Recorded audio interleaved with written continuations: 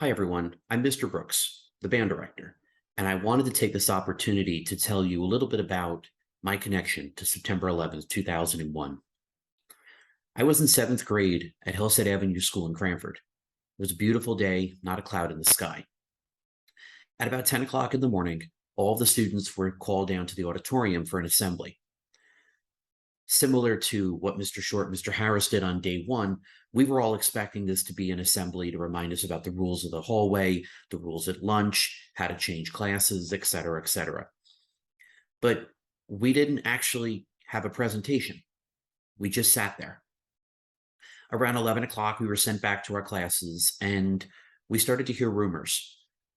Plane had hit a tower in New York, a high-rise building collapsed, so many different things were going on. And at the time, we didn't really have cell phones or even smartphones for that matter. There weren't even really a ton of computers in each classroom. I remember in Cranford being lucky to have 3 or 4 computers in a classroom, but I digress. I was worried about my grandfather, who worked in a high-rise building in New York City. He has a prosthetic leg. So while walking was not a major issue, I feared him leaving his office due to an emergency. Going up and down stairs would have been a major challenge for him, even then. When school ended, I ran home. I never ran so fast in my life. And I had one of those wheelie backpacks, so you can imagine me trying to dart up and down hills and around streets with this little rolly backpack on. I'm sure you're all laughing at the moment. When I got to the corner of my street, I saw something really strange. In the driveway, my mom was standing waiting for me. She never waited outside. I knew something was wrong.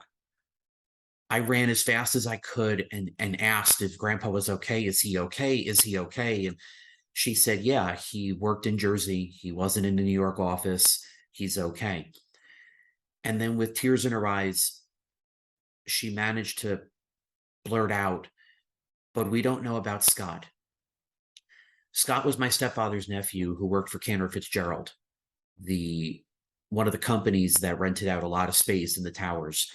And unfortunately, he died on September 11th, along with almost 3,000 others.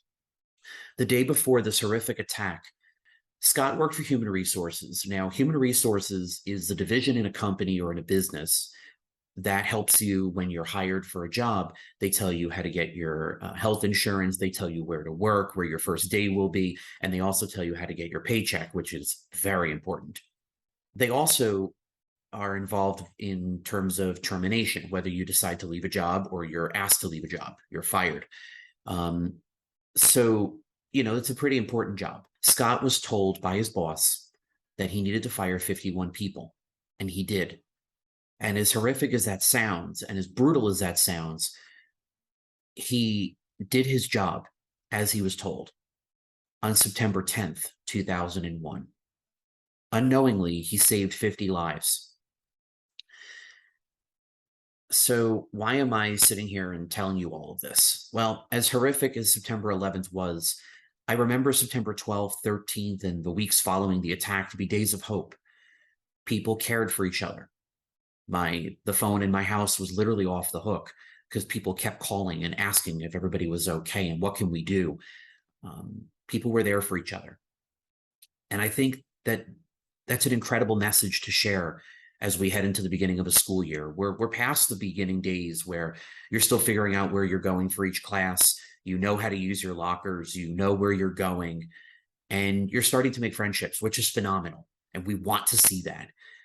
But I'm sure as you walk through the halls, there's a person to your left or to your right that you don't talk to. Now, you're not going to be best friends with everybody in a building, but we should all be friendly. So make it a point to say hi to people as you walk through the halls. Not to disrupt your classes and make sure you're following building rules, but take a moment, if your teachers allow you, and get to know people in your class that you may not have seen before.